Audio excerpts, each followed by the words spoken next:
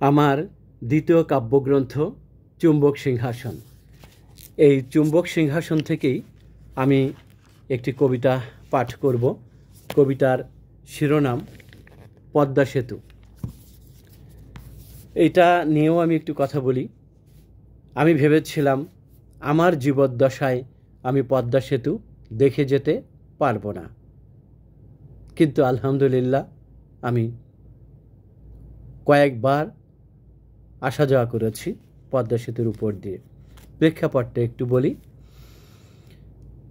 24শে June দুপুরের দিকে সম্ভবত আমি শুনলাম আমার বোনের থেকে যে তার শাশুড়ি খুলনার একটি হাসপাতালের আইসিইউতে ভর্তি আছে।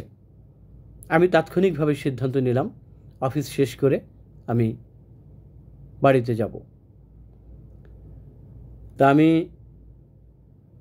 ওদিন একটু অফিস থেকে আগেই অনুমতি নিয়ে বের হয়েছিলাম।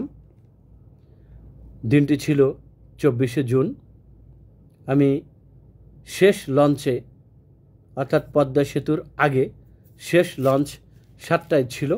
7টায় লঞ্চে করে আমি ওই পদ্মা নদী পার হয়ে ওপারে গিয়েছিলাম এবং খুলনা গেলাম। শুনলাম 25শে জুন এটা পদ্মা সেতু উদ্বোধন করা হবে। তখন আমি ওই 24শে জুন লঞ্চে আমি লাইভ করেছিলাম। যা হোক, 25শে জুন উদ্বোধন হলো, 26শে জুন জনগণের জন্য খুলে দেওয়া হলো। প্রথম দিনেই আমি খুলনা থেকে ব্যাক করছি।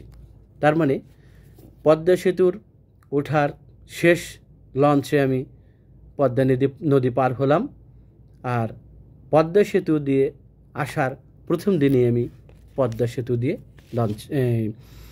বাসে আসলাম। যখন খুলনা থেকে আমি বাসে উঠলাম তখনই আমি ভাবলাম যে একটি লেখা লিখি।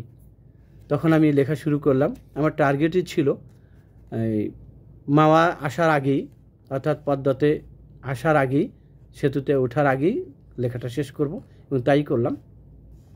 তখন টোল প্লাজায় আসার সাথে সাথে আমরা ভিডিও করা শুরু করলাম। ভিডিও শেষ হলো এপারে এসে ঢাকায় সাইডে, তখন আমি ভিডিও এবং এই কবিতাটা পোস্ট দিলাম 26 তারিখ। তা আমি বলবো এটা আমার সৌভাগ্য। শুধু এটা না, মেট্রো রেলের কথাও ভাবতাম। মেট্রো রেলে আমি দেখে যেতে পারবো না, আলহামদুলিল্লাহ মেট্রো রেলেও হয়েছে, দেখেও যেতে পেরেছি। গাজীপুর থেকে ঢাকায় যে বিআরটি যে গাড়িগুলো চলবে সেটাও এখন আর আমি বলি না আমি দেখে যেতে পারবো কিনা, হয়তো আল্লাহ আমাকে দেখাবেন। তো যাই হোক, আমি কবিতাটা পাঠ করি। কবিতার শিরোনাম পদ্মা সেতু। চলাচলের প্রথম দিনেই পদ্মা সেতু পাড়ি দিলাম, ইতিহাসের স্বর্ণপাতায় আমায় যুক্ত করে নিলাম। আমাজানের স্রোতের পরে পদ্মা স্রোতই তীব্র ভীষণ, তাই তো ছিল দোদুল্যমান পদ্মা সেতুর স্বপ্ন মিশন। বাধার পাহাড় উপড়ে ফেলে আল্লাহ পাকের অশেষ দয়ায় পদ্মা জলে সেতু হলো, কারণ তিনি ছিলেন সহায়। ঢাকা খুলনা যাওয়া আসায় সময় লাগে অল্প, যখন মায়ের হাসি দেখতে যাব ইচ্ছে মতো যখন তখন। পদ্মা সেতু তৈরি হলো আমজনতার কষ্ট টাকায়, সর্বকালের উচ্চ হারে ট্যাক্স বসিয়ে সকল শাখায়। তবু আমি তারিফ করি জিদ্দি মেয়ে শেখ হাসিনার, এপার ওপার জুড়ে দিলেন সার্থকতার স্মৃতির মিনার।